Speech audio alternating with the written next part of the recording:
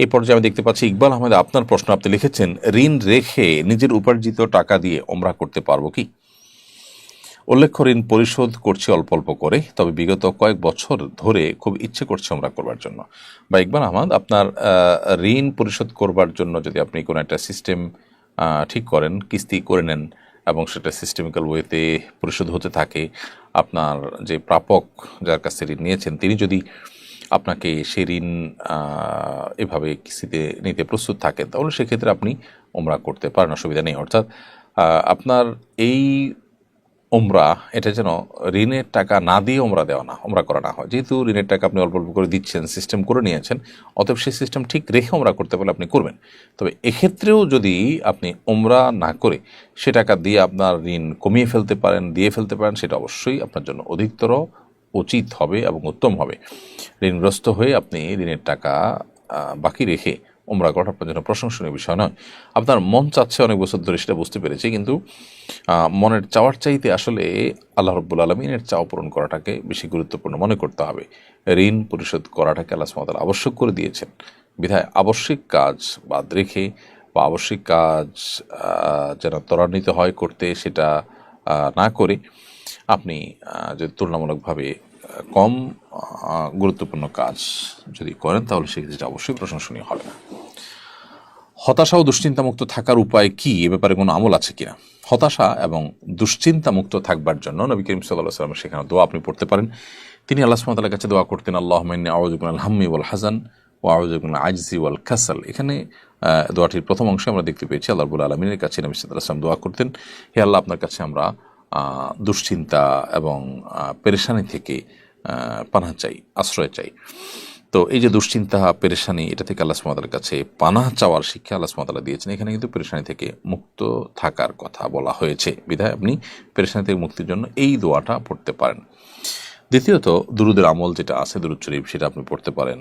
তারপর বিশেষ করে ইস্তেগফার, সেটিও মানুষের দুশ্চিন্তাকে দূর করার ক্ষেত্রে যথেষ্ট সহায়ক ভূমিকা রাখে, বিধায় সেটিও আপনি করতে পারেন। ইসরায়েল ও হামাস যুদ্ধবিরতিতে সম্মত হয়েছে, এটি কি উম্মার জন্য ইতিবাচক? অবশ্যই ইতিবাচক, কারণ যুদ্ধ আসলে কখনো কোনো কল্যাণ বয়ে আনে না। বিধায় মুসলমানদের উপরে যে নির্যাতনের স্টিম রোলার চলছে, এই যুদ্ধবিরতির মাধ্যমে কিছুটা হলেও সেটা থামবে, সেটা কমবে, একটু স্বস্তি নিঃশ্বাস মুসলমানরা ফেলতে পারবে, সেই জায়গা থেকে এটা অবশ্যই ইতিবাচক। তবে এই যে এই যুদ্ধ যে ইহুদিবাদীরা বাঁধিয়েছে এবং সেই যুদ্ধকে তারা জিইয়ে রাখছে, এই যে যুদ্ধে মূলত ফিলিস্তিনিদের যে পরিমাণ ক্ষয়ক্ষতি হয়েছে, সেটা আসলে পোষানো খুবই কঠিন। বিশ্ব মানবতার জন্য সেটা লজ্জাজনক অধ্যায়। তো সেটা করে তারা একটা জনপদকে ধ্বংস করে যখন শেষ করেছে, আর হয়তো ধ্বংস করার মতো আপাতত কিছু আর পাচ্ছে না।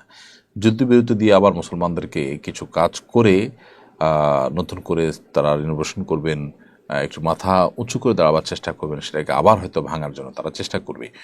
সেজন্য তারা যুদ্ধবিরতি দিয়েছে কিনা জানি না, যে সব ভাঙা শেষ হয়ে গেছে, সব ধ্বংস করা শেষ হয়ে গেছে, এখন আর যুদ্ধ করার সুযোগই হয়তো ওইভাবে রাখেনি, তারা সেভাবে ম্যাসাকার করেছে। সেজন্য যুদ্ধবিরতি দিয়ে আবারও মুসলমানদেরকে গুছিয়ে আনার সুযোগ দিয়ে সর্বশান্ত করার চেষ্টা তারা করবে কিনা আল্লাহ তাআলা ভালো জানেন।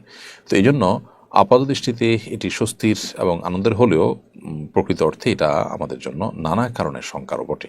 বিধায় আমরা আল্লাহ সুবহানাহু ওয়া তাআলার কাছে শুকর আদায় করছি, ঠিক একই সঙ্গে আমরা আশা করব যে পৃথিবীর মোড়ল মাতবররা যারা আছেন, দায়িত্বশীল যারা আছেন, তারা এখানে দায়িত্বশীল ভূমিকা রাখবেন এবং এই যুদ্ধ চিরতরে বন্ধের উদ্যোগ তারা গ্রহণ করবেন। এরপর তাহসান তাইয়িব আপনি লিখেছেন, বালতির পানিতে নাপাক পড়লে পুরো বালতি কি ধুইতে হবে? বালতির পানিতে যদি নাপাক পড়ে, তাহলে তো পানি এবং বালতি দুইটাই নাপাক হয়ে গেল। বিধায় পানি ফেলে দিবেন এবং বালতিও 3 বার সুন্দর করে ধুয়ে পানি ফেলে দিবেন, ইনশাআল্লাহ তাতে পাক হয়ে যাবে। আমার শিশু সন্তানকে মোবাইল থেকে দূরে রাখতে পারি না, কিভাবে তাদেরকে মোবাইল থেকে দূরে রাখবো? আপনার শিশু সন্তানকে মোবাইল থেকে দূরে রাখবার জন্য বেশ কয়েকটি কার্যকরী উপায় রয়েছে। ভিতরে একটা হলো, তাকে ফিজিক্যাল এক্সারসাইজ এবং শারীরিক যে কসরতগুলো আছে, খেলাধুলা আছে, সেগুলোর সুযোগ আপনি দিতে হবে বেশি বেশি করে। নিজে তাদেরকে সময় দিতে হবে। পরিবারের বাবা মা এবং ভাই বোন তারা যদি একান্তে পরিবারের শিশুদের সাথে, কিশোরদের সাথে সময় দেন এবং তাদের সাথে বন্ধুসুলভ আচরণ করেন, তাদের সাথে খেলাধুলা করেন, তাহলে সেক্ষেত্রে ডিভাইস থেকে কিছুটা হলেও তাদেরকে দূরে রাখা সম্ভব। বিধায় শিশু হলেও শিশুকে আপনি সময় দিন এবং নিজে তার সামনে তার পিছনে মোবাইল টিপাটিপি করা বা অন্য যারা টিপাটিপি করে তাদের সাথে তাদের মেলামেশা করানো, এই কাজগুলো যদি আপনি বন্ধ করতে পারেন তাহলে সেক্ষেত্রে আশা করা যাবে যে সন্তান মোবাইল এর যে আসক্তি আছে এডিকশন সেটা থেকে বেঁচে থাকতে পারবে।